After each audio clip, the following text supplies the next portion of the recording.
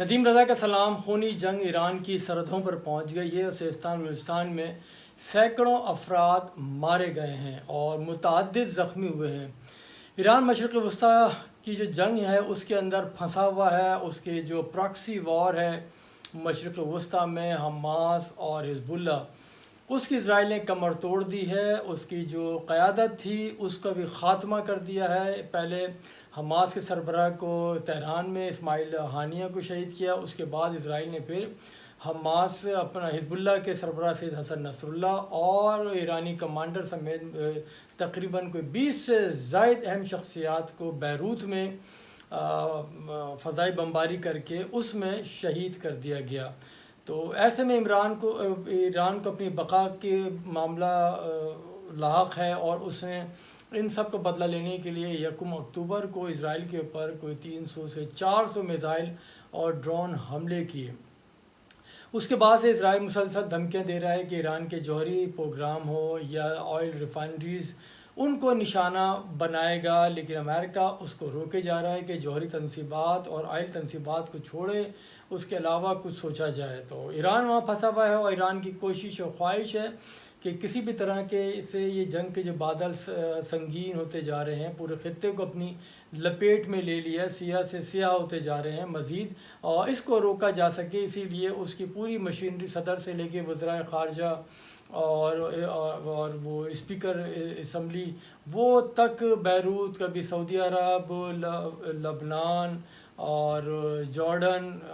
Egypt, ہر جگہ جائے جا رہے ہیں مسلسل۔ ایسے میں ایران کی سرحد کے ساتھ ایران اور پاکستان کی سرحد ہے، جو بلوچستان ایران کا صوبہ ہے اور بلوچستان پاکستان کا صوبہ ہے۔ اس کے سرحدی علاقے کے اندر فائرنگ ہوتی ہے اور بڑے پیمانے پہ فائرنگ ہوتی ہے۔ اس میں کہا جا رہا ہے، غیر مصدقہ اطلاعات ہیں کہ اس پر راکٹ لانچر بھی چلے ہیں اور خودکار ہتھیاروں سے گولیاں برسائی گئی ہیں۔ اس میں تقریباً 270 کے لگ بھگ لوگ اس میں مارے گئے ہیں اور کوئی 25 سے 30 افراد کے زخمی ہونے کی بھی اطلاعات موصول ہوئی ہیں۔ اور یہ واقعہ پیش آیا ہے اس کے سرحد کے اوپر، یہ ایرانی سرحد ہے اور وہاں پہ کہا جا رہا ہے کہ یہ جو رپورٹ آئی ہے یہ بین الاقوامی میڈیا کے ذریعے آئی ہے، اور بین الاقوامی میڈیا کو جو بتایا گیا ہے وہ بلوچستان کے صوبے سیستان میں انسانی حقوق کے لیے ایک تنظیم سرگرم عمل ہے، اس نے یہ اطلاعات انٹرنیشنل میڈیا تک پہنچائی ہیں کہ بڑی تعداد میں یہ افغانستان کی طرف سے یہ لوگ آئے تھے اور یہ ایران میں داخل ہونا چاہ رہے تھے، جن کے اوپر سرحدی فورس ہے جس کا کام یہ ہے کہ جو ان کے علاقے میں غیر قانونی طور پہ داخل ہو اس کو روکا جائے۔ تو لیکن وہ جو خبر آئی ہے کہ سراوان سرحد ہے، یہاں پہ فائرنگ کا واقع پیش آیا ہے، جو پہاڑی علاقہ ہے وہاں اوپر سے وہ نیچے کہا جا رہا ہے کہ گولیاں برسائی گئی ہیں، جس میں 270 کے قریب لوگ اس میں مارے گئے ہیں اور متعدد جو زخمی ہوئے ہیں۔ اور یہ جو قافلہ ہے افغانستان سے چلا تھا، کسی اسمگلر نے یہ بتایا ہے انٹرنیشنل میڈیا کو کہ یہ قافلہ نمروز سے غالباً وہاں سے چلا تھا افغانستان سے، اور سرحدی علاقے کراس کرتے کرتے سیستان بلوچستان کی سرحد پر جا پہنچا تھا۔ اور یہ کہا جا رہا ہے کہ یہ ممکنہ طور پہ یہ افغانستان سے وہ جو طالبان کے مظالم سے یا وہاں سے فرار ہو کے یہ کسی بھی طرح محفوظ مقام کی طرف جا رہے تھے، یہ ایران میں داخل ہونا چاہ رہے تھے، تب یہ ان کے ساتھ یہ انفارچونیٹ واقعہ پیش آیا ہے۔ اور یہ جو واقعہ پیش آیا ہے یہ ٹیلی گراف نے اس کو کوٹ کیا ہے اور اس کی ان کو بھی کسی آزاد ذرائع سے اور کسی بھی ذرائع سے تصدیق نہیں ہو سکی ہے کہ یہ اس میں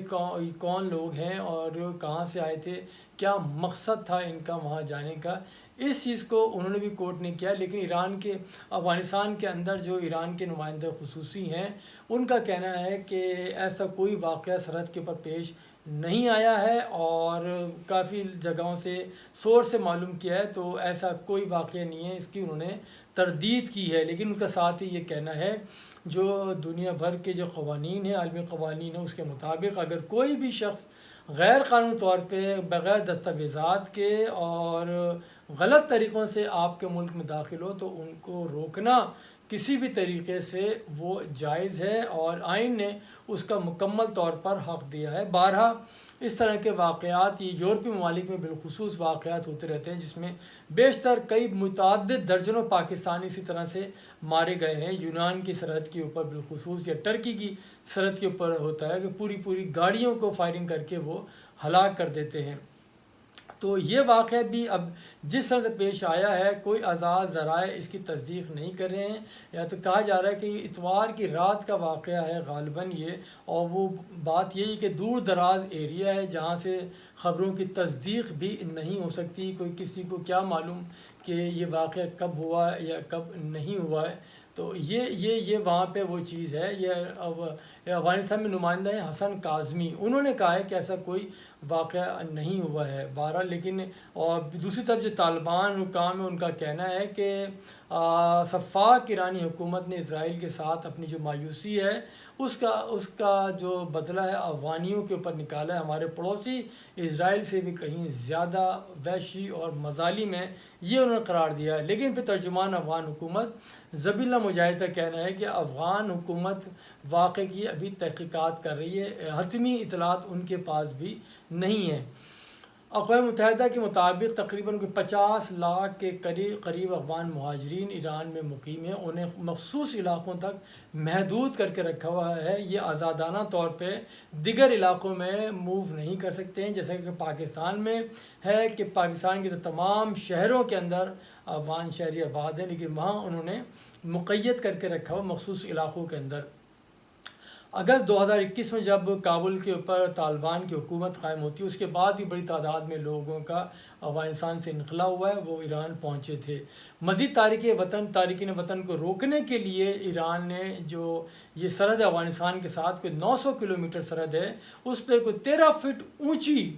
دیوار تعمیر کر رکھی ہے، اور پاکستان کے ساتھ تو افغانستان کی انتہائی طویل یعنی کہ 2640 کلومیٹر طویل سرحد ہے، اس کے اوپر بھی باڑ لگائی گئی ہے۔ تو یہ واقعہ کی بہرحال یہ جو انتہائی افسوسناک واقعہ پیش آیا ہے، اس کی فی الوقت تک کوئی آزاد ذرائع سے ایران کی طرف سے یا افغانستان کی طرف سے یا پاکستان گورنمنٹ کی طرف سے اس طرح کے کوئی واقعے کی تصدیق ابھی نہیں ہوئی ہے۔ جو اطلاعات آئی ہیں، غیر مصدقہ اطلاعات جو بھی آئی ہیں، وہ ٹیلی گراف اور یہ جو